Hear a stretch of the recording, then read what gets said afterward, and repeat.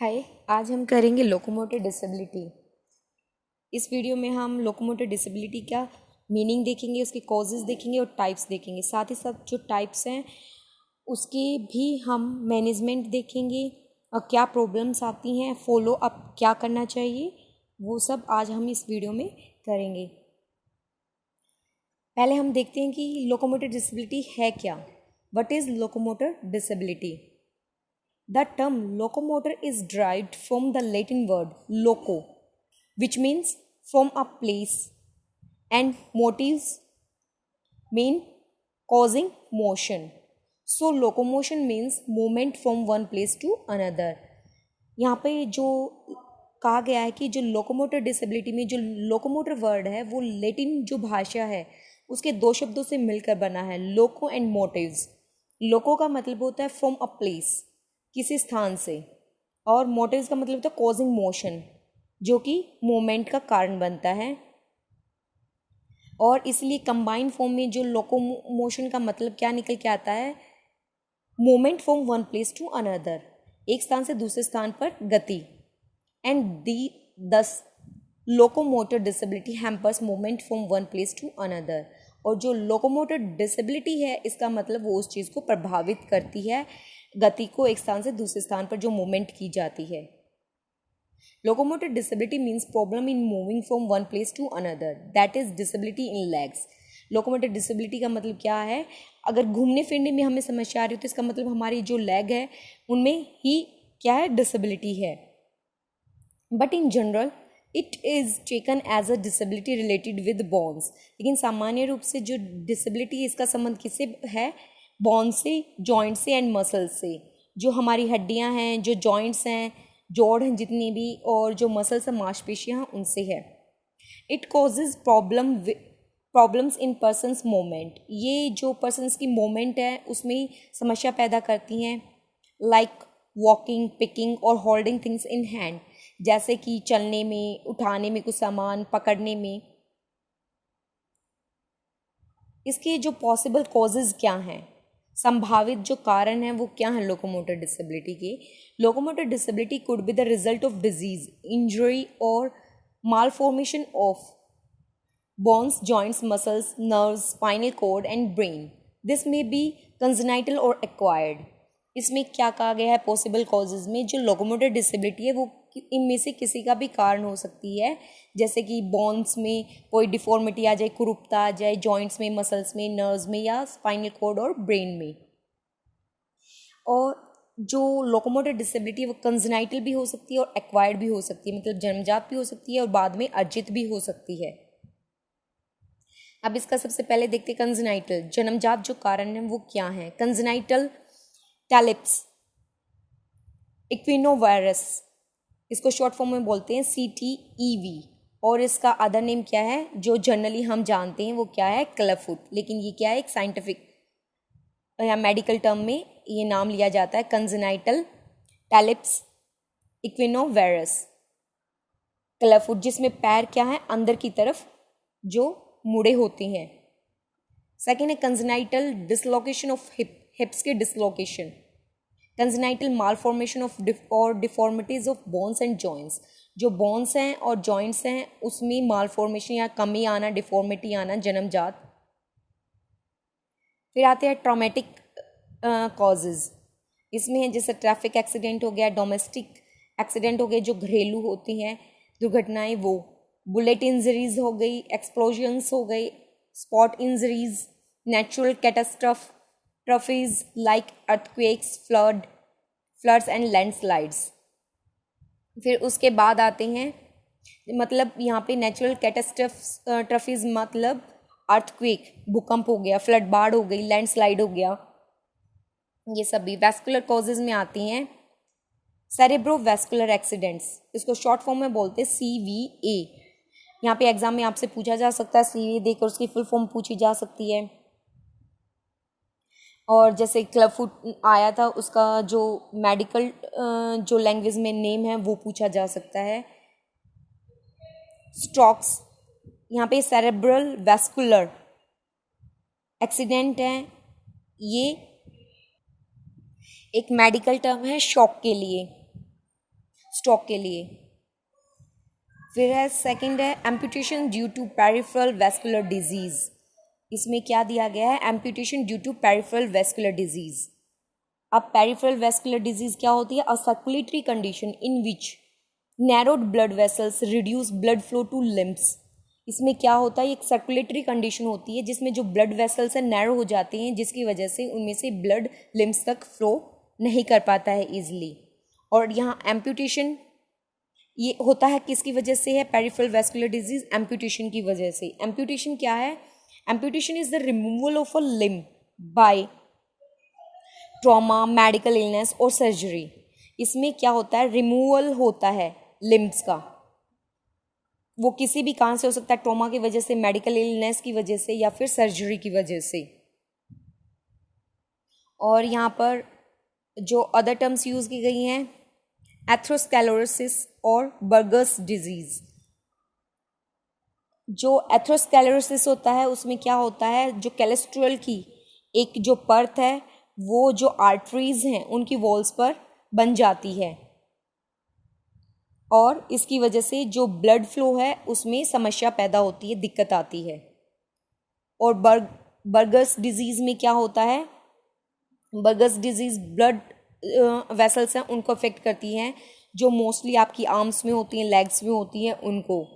और इसकी वजह से क्या होता है, टिश्यूज़ वगैरह में पेन होता है, डैमेज हो जाते हैं टिश्यू, और कभी कभी गैंग्रीन का भी ये कारण बनते हैं। गैंग्रीन मतलब जिसमें जो डेथ हो जाती है या फिर डिके होता है बॉडी टिश्यूज़ का। फिर मेटाबॉलिक कॉजेज़ क्या हैं, rickets, diabetic neuropathy, vitamin B12 deficiency, got. अब जो डायबिटिक न्यूरोपैथी है उसमें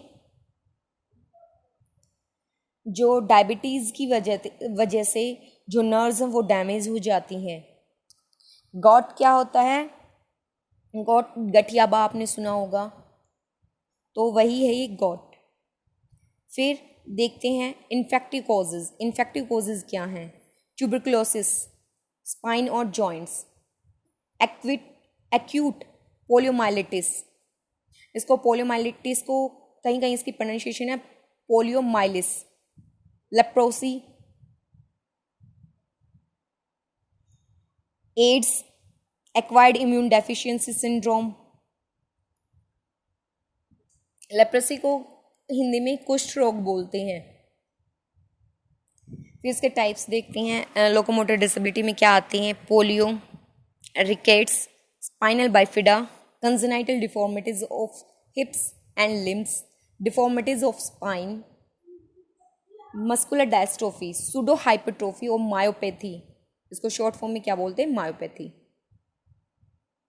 पोलियोमाइलिस, पोलियोमाइलिस को शॉर्ट फॉर्म में हम क्या कहते हैं, polio. Poliomyelitis is an infectious disease. ये क्या है, एक इन्फेक्शियस डिजीज है जो इन्फेक्शन की वजह से फैलती है। It is caused by a virus and effects the spinal cord and damage the motor cell. इसमें क्या, इसका कारण क्या होता है, वायरस होता है एक, जो कि आपकी जो स्पाइनल कोड है, मेरुदंड है, उसको प्रभावित करता है और उसमें जो गति से रिलेटेड गामक शेल्स होती हैं उनको, कोशिकाओं को डैमेज कर देता है। It is transmitted by droplet infection and oral injection. ये क्या होता है, या तो ड्रॉपलेट इन्फेक्शन की वजह से होता है या फिर ओरल इंजेक्शन की वजह से। द इंक्यूबेशन पीरियड वेरीज, और इस वायरस का जो इंक्यूबेशन पीरियड होता है 3 to 30 डेज होता है incubation period. During the period 7 to 14 days is the most important interval.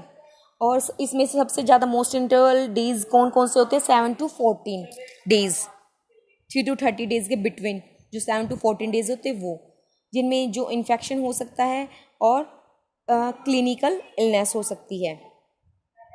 यहाँ पे जो पोलियो से रिलेटेड एक पिक लगा रखी है जिसमें जो मसल्स हैं काफ़ी वीकेंड हो जाती हैं। व्हाट हैपन्स आफ्टर पोलियो, और जो पोलियो हो जाता है उसके बाद क्या होता है, ओनली फिजिकल प्रॉब्लम्स, केवल फिजिकल प्रॉब्लम्स आती हैं। पैरालिसिस एंड और वीकनेस ऑफ अफेक्टेड लिम्स, इसमें पैरालिसिस होता है या फिर लिम्स इफेक्ट हो जाती हैं, उनमें कमजोरी आ जाती है। No other associated problem like in cerebral palsy, और सेरेब्रल पल्जी की तरह इसमें और कोई एसोसिएटेड प्रॉब्लम नहीं होती है। The effect of destruction of anterior horn cells of the spinal cord is paralysis और पैरापेरेसिस ऑफ मसल्स। जो इफेक्ट होता है इसमें, जो एंटीरियर हॉर्न सेल्स होती है स्पाइनल कॉर्ड में, उनमें उनका डिस्ट्रक्शन होता है, वो नष्ट हो जाती हैं, जिसकी वजह से पैरालिसिस हो सकता है या पैरापेरेसिस हो सकता है मसल्स से related. It is more usual for 1 or 2 limbs to be affected and the lower limbs are more often than the upper limbs। इसमें क्या होता है, सामान्य तौर पर 1 या 2 limbs अफेक्ट होते हैं और ज़्यादातर वो limbs कौन से होते हैं, लोअर limbs होते हैं अपर limb की कंपैरिजन में।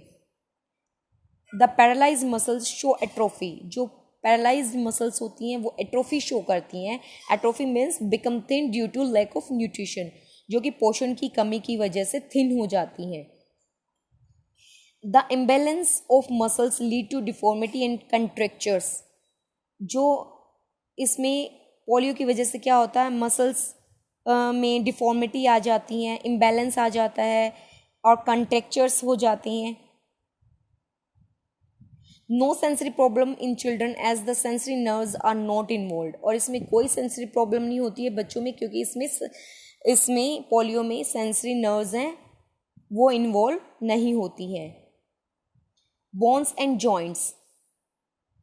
The effect of paralysis on growing limbs result not growing as so fast and this leads to shortening of limbs. इसमें पैरालिसिस की वजह से क्या होता है, लिम्स अच्छे से जल्दी से ग्रो नहीं कर पाते हैं, जिसकी वजह से वो लिम्स छोटे रह जाते हैं। The effect of long standing contractures joints results in the separation of joints. ज़्यादा समय तक अगर जॉइंट्स में कंट्रेक्चर्स रहता है तो उसकी वजह से क्या हो जाता है, जॉइंट्स सेपरेट हो जाती हैं और इसको सबलक्सेशन बोलते हैं। इस प्रोसेस को क्या कहते हैं, subluxation. The effect of unspotted walking on weak joints may lead to secondary deformities and contractures। और unspotted मतलब चलने के लिए weak joints होते हैं, unspotted joints होते हैं, उसकी वजह से secondary deformities भी हो सकती है और contractures भी हो सकती हैं। फिर इसकी मैनेजमेंट कैसे करनी चाहिए, may include passive movement of affected limbs। जो पैसिव मूवमेंट है लिम्ब की, अफेक्टेड जो लिम्स हैं उनकी, वो उसको शामिल करना चाहिए। एक्टिव मूवमेंट्स को शामिल करना चाहिए। Passive stretching of affected muscles joints to prevent contractures. जो कंट्रेक्चर्स से बचाने के लिए, उनसे प्रिवेंट करने के लिए स्ट्रेचनिंग करनी चाहिए, पैसिव स्ट्रेचनिंग करनी चाहिए मसल्स जॉइंट्स की। Correct fitting of calipers, shoes और splints and how and when to use them. और इसके लिए क्या करना चाहिए, कैलिपर्स जो प्रॉपरली फिटेड कैलिपर्स हैं वो यूज़ करनी चाहिए, शूज़ यूज़ करनी चाहिए, स्प्लिंट्स यूज़ करनी चाहिए और साथ ही साथ उनको कैसे और कब यूज़ करना है वो भी बताना चाहिए। Correct mobility aids and methods of practice. और मोबिलिटी एड्स जो ठीक हों बिल्कुल, उनके लिए उचित हों, वो यूज़ करनी चाहिए और उनकी प्रैक्टिस के लिए मेथड्स बताने चाहिए, उनका अभ्यास कराना चाहिए। Parents involvement. Counselling about the disease and management programme. Counselling करनी चाहिए डिजीज़ से रिलेटेड और उसके मैनेजमेंट प्रोग्राम से रिलेटेड पेरेंट्स में। Reassurance for both parents and child. Reassure करना चाहिए पेरेंट्स एंड चाइल्ड को। Information about education awareness in the school and sport. और साथ ही साथ इस बारे में भी जानकारी पेरेंट्स को प्रोवाइड करनी चाहिए एजुकेशन से रिलेटेड। और स्कूल में जो स्पोर्ट मिल सकती है, सहायता मिल सकती है, और जागरूकता स्कूल में बाकी बच्चों को भी करना चाहिए जागरूक, और साथ ही साथ स्कूल के प्रति पेरेंट्स और बच्चे को भी जागरूक करना चाहिए। अवेयरनेस इन द कम्युनिटी में जो समुदाय है उसमें भी जागरूकता लानी चाहिए। Necessary support for child and parents. आवश्यक जो सहायता है बच्चे को और पेरेंट्स को दोनों को प्रोवाइड करानी चाहिए। Follow and support. अब फॉलोअप प्रोग्राम क्या होने चाहिए, स्पोर्ट क्या, सहायता क्या करनी चाहिए। Recommendation must include. रिकमेंडेशन है वो मस्ट होनी चाहिए, जैसे exercise positioning for functional activities. Functional activities के लिए एक्सरसाइज पोजिशनिंग कैसी होनी चाहिए। Educational sport in main stream school. और जो एजुकेशनल स्पोर्ट है मेन स्ट्रीम स्कूल में वो कैसे होगी। Awareness in the school amongst the children and teachers, और इस डिसेबिलिटी से रिलेटेड जो बच्चे हैं और टीचर्स स्कूल में उनको भी अवेयर कराना चाहिए, कम्युनिटी में भी जो है उसको भी अवेयर कराना चाहिए। Equal opportunity for those who have disabilities, और उनको समान अवसर देनी चाहिए जिनमें ये डिसेबिलिटी है। फिर नेक्स्ट टाइप आता है rickets. In children vitamin D deficiency is the common cause of rickets. जो विटामिन डी की डेफिशिएंसी है बच्चों में, उसकी वजह से रिकेट्स हो सकता है। ये कॉमन कॉज है इसका, vitamin D deficiency. It can be seen amongst children usually between 6 months to 24 months of age. और इस डिजीज़ को इस डेफिशिएंसी को कब देखा जा सकता है बच्चे में, जब वो 6 से 24 महीने का होता है और इससे थोड़ा बड़ा होता है। This deficiency leads to softening of bones of limbs resulting in deformity of lower limbs. इसमें क्या होता है, बोन्स सॉफ्ट हो जाती हैं और जो कि लोअर लिम्स में डिफॉर्मिटी का कारण बनती हैं। कॉमनली बोल लेग्स एंड अपर लिम्स, ये मेनली कहाँ पे, मतलब इसका इफेक्ट कहाँ होता है, बोल लेग्स में एंड अपर लिम्स, जो अपर लिम्स होते हैं उनमें, जैसे हाथ हो गए हमारे। बोल लेग्स मीन्स होता है a condition in which the knees stay apart even when standing with feet and ankles together. बोल लेग्स क्या होता है, ऐसी कंडीशन होती है जिसमें हमारी जो नीज हैं, घुटने हैं, वो एक दूसरे से अलग होते हैं, उनमें काफ़ी गैप होता है। भले ही हम पैरों को, अपने एंकल्स को और फिट को एक साथ मिला के खड़े हैं, लेकिन फिर भी हमारे जो नीज हैं उनमें काफ़ी गैप होता है, तो उसको बोलते हैं बोल leg. This is a preventable disease and can be treated medically if it is detected at early stage. ये एक प्रिवेंटेबल डिजीज़ है और इसको ट्रीट किया जा सकता है मेडिकली, अगर हमें समय से उसका पता चल जाता है। यहाँ देखो नॉर्मल एनाटोमी दिखा रखी है और रिकेट्स में दिखा रखी है, ये बोल लेग्स हैं, यहाँ पे काफ़ी गैप दिखा रखा है। फिर नेक्स्ट आते हैं इसकी मैनेजमेंट कैसे करनी चाहिए, मैनेजमेंट कैसे करें। मेडिकल ट्रीटमेंट इज क्रिटिकल, जो मेडिकल ट्रीटमेंट होती है वो काफ़ी क्रिटिकल होती है। If a child has fixed deformities then he और she needs physiotherapy along with medical treatment. अगर बच्चे को फिक्स्ड डिफॉर्मिटी है तो उस बच्चे को फिजिकल थेरेपी की भी ज़रूरत होती है मेडिकल ट्रीटमेंट के साथ साथ।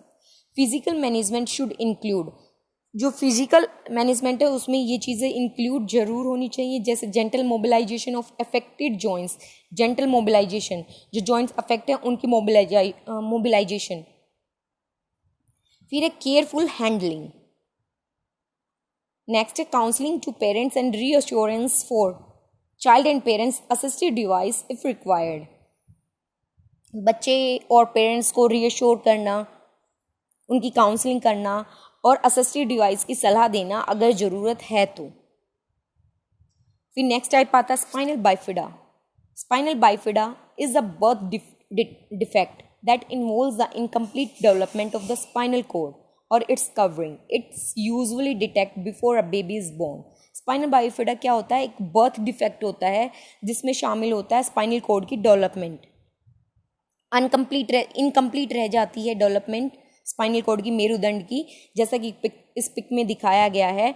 और it's usually detected before a baby is born, और इसको सामान्य तौर पर तभी डिटेक्ट कर लिया जाता है बच्चे के पैदा होने से पहले। स्पाइनल बाइफिडा दिखा रखा है पिक्चर के थ्रू और इसके टाइप्स दिखा रखे हैं।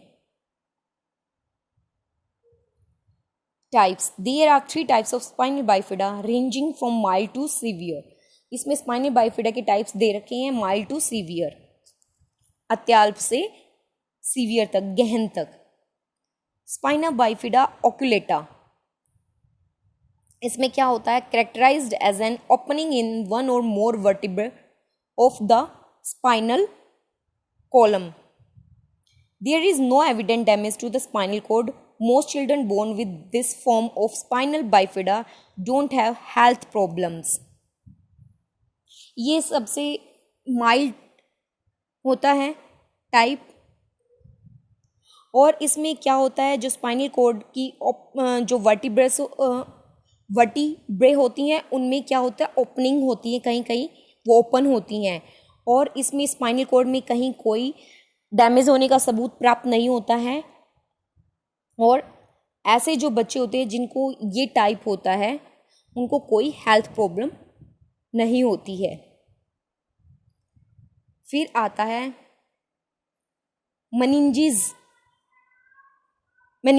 मेनिंजोसेल, और कहीं कहीं इसको मेनिंगोसेल्स भी बोलते हैं। इसमें क्या होता है, इस टाइप में the spinal cord is intact, जो स्पाइनल कॉर्ड होती है वो इंटैक्ट होती है, अक्षुण होती है, but the meninges or sac which protect it is pushed out through the opening in the vertebrae। इसमें क्या होता है, जो meninges होती हैं जो प्रोटेक्ट करती हैं वर्टिब्रे में, उसमें ओपनिंग हो जाती हैं, वो मतलब उस ओपनिंग के वर्टिब्रे से ओपनिंग के थ्रू बाहर निकल आती हैं। The meninges can be replaced with minimal damage to the spinal cord, और जो ये मेनिंजेस हैं इनको रिप्लेस किया जा सकता है कुछ थोड़े बहुत डैमेज के साथ स्पाइनल कॉर्ड में। फिर जो नेक्स्ट सीवियर टाइप आता है वो है मेलामेनिंगोसेल।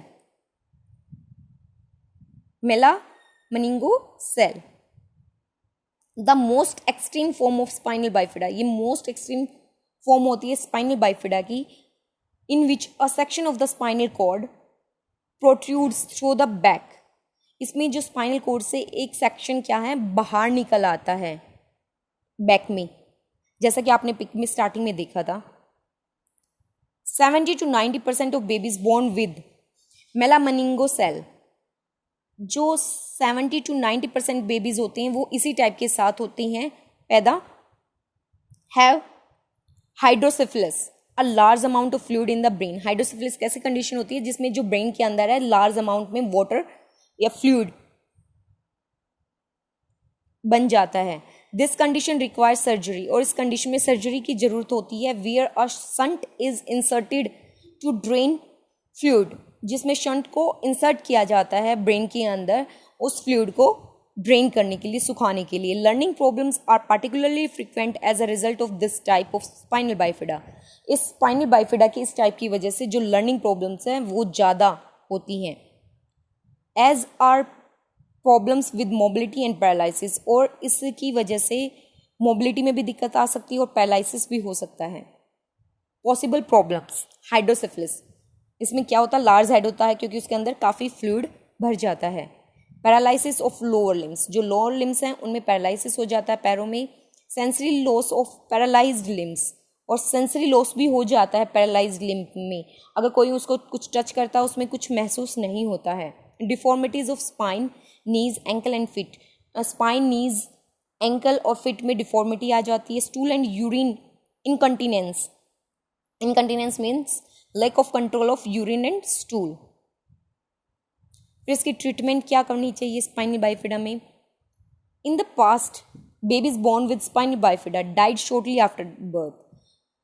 जो पुराना समय है उसमें क्या होता था, जो स्पाइनल बाइफिडा के साथ जो बच्चा पैदा होता था उसमें वो कुछ ही जन्म के कुछ ही समय बाद मर जाता था। Today early surgery is usually recommended and is often performed with in the first 48 hours of birth.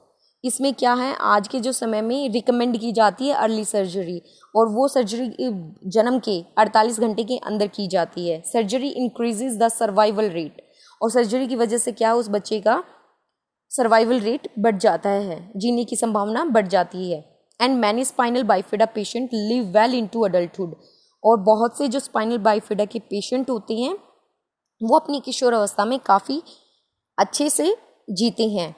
However, children with spinal bifida typically require several operations during their childhood to correct defects, particularly in the hips, feet and spine।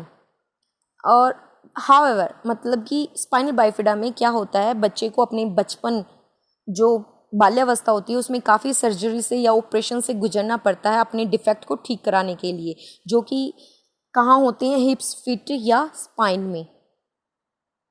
Management कैसे की जानी चाहिए इसकी? Assessment to be conducted by trained medical and rehabilitation professionals. जो प्रशिक्षित जो medical और rehabilitation professional होती हैं उनके थ्रू असेसमेंट की जानी चाहिए। Physical abilities, mobility, sensory loss and bowel and bladder control, उसकी जो फिजिकल एबिलिटीज़ हैं उनको बढ़ाना चाहिए, सुधार लाना चाहिए। जैसे मोबिलिटी, सेंसरी लॉस हो गया, उसमें बाउल एंड ब्लैडर कंट्रोल में। Careful handling to ensure that the child does not get injury और hurt, as child may not feel pain due to sensory loss in paralysed limbs. और इस चीज़ का ध्यान रखना चाहिए कि बच्चे को कोई हार्म ना पहुंचे, कोई इंजरी ना हो, क्योंकि जो पैरालाइज की वजह से उसको अपने पैरों में, अपने लिम्स में सेंसरी लॉस हो चुका है, तो हमें इस चीज़ का ध्यान रखना है कि उसको कोई चोट ना पहुंचे। करेक्ट पोजिशनिंग ऑन चेयर और व्हील चेयर, और उसकी जो पोजीशन है, बैठने की जो स्थिति है चेयर में या व्हील चेयर में, वो बिल्कुल ठीक होनी चाहिए। फॉलोअप प्रोग्राम क्या होना चाहिए? A follow up management programme is very important, particularly if a child has sensory loss. अगर एक बच्चे को सेंसरी लॉस है तो उसके लिए फॉलोअप मैनेजमेंट प्रोग्राम बहुत ही ज़्यादा महत्वपूर्ण हो जाता है। The teacher must ensure that the child is safe from cuts, bruises and other injuries or burns, as the child may not be aware of these, as there is very little or no pain due to loss of sensation। तो teacher को इस बात का अवश्य ध्यान रखना चाहिए कि बच्चे को कोई कट ना हो, ब्रूजेस ना हो, या फिर कोई चोट ना हो, या कहीं जल ना जाए, क्योंकि जो सेंसरी लॉस की वजह से या बहुत कम सेंसेशन होने की वजह से वो बच्चा उस चीज़ को फील नहीं कर पाएगा। Regular exercise, active and passive mobilisation and careful positioning are important to prevent deformity and contractures. जो रेगुलर एक्सरसाइज है, एक्टिव एंड पैसिव मोबिलाइजेशन है, एंड केयरफुल पोजिशनिंग, जो उसकी बैठने की स्थिति है, वो मतलब बच्चे को अगर ध्यान दिया जाए उस पर, तो उसको डिफॉर्मिटी में या कंटेक्चर्स में उसको प्रिवेंट किया जा सकता है, उसमें सुधार किया जा सकता है। It is also important to prevent pressure sores and infection, particularly if a child has loss of bowel and bladder control। ये महत्वपूर्ण हो जाता है टू प्रिवेंट करना प्रेशर सोर्स को, और जो इन्फेक्शन है, अगर बच्चे को लॉस है बाउल एंड ब्लैडर कंट्रोल पर, मतलब वो कंट्रोल नहीं कर पाता अपने बाउल एंड ब्लैडर पर, the teacher must ensure that the child goes to the toilet at regular intervals, and that in case the child wets or soils himself, the clothes are immediately changed and sent for washing and drying। तो teacher को ध्यान रखना चाहिए समय समय पर, regular interval पर बच्चे को टॉयलेट भेजना चाहिए। अगर बच्चा उसमें गीला हो जाता है या उसको कहीं रेत लग जाता है, गंदा हो जाता है, तो तुरंत उसके कपड़े क्या हैं, चेंज करने चाहिए, धुलवाने के लिए भेजने चाहिए, सुखाने के लिए भेजने चाहिए। फिर जो प्रिवेलेंस है लोकोमोटर डिसेबिलिटी की, वो आती है कि इंडिया में प्रिवेलेंस क्या है लोकोमोटर डिसेबिलिटी की। In one major study the prevalence of locomotor disability was 21.9% for man and 36% for women. इसमें क्या दिया गया है कि जो प्रिवेलेंस है, मुख्य तौर पर जो अध्ययन किया गया उसके आधार पर मैंस में इस डिसेबिलिटी की परसेंटेज है 21.9%, अराउंड 22%, और फीमेल में कितनी है, वुमेन में कितनी है, 36%। यहाँ पे आप कंपेयर कर सकते हो कि वुमेन में ज़्यादा है इसकी परसेंटेज और मैन में कम है। इसके बाद जो नेक्स्ट वीडियो होगी उसमें मैं आपको सीपी, सेरेब्रल पाल्जी कराऊंगी। फिर उसके बाद जो है लोकोमोटर डिसेबिलिटी और जो सीपी है उसकी मैनेजमेंट है, क्या है, सेम है, बैरियर फ्री एनवायरनमेंट लगभग उनके लिए सेम है, तो वो मैं एक वीडियो में इकट्ठा आपको करा दूंगी। And thanks for watching.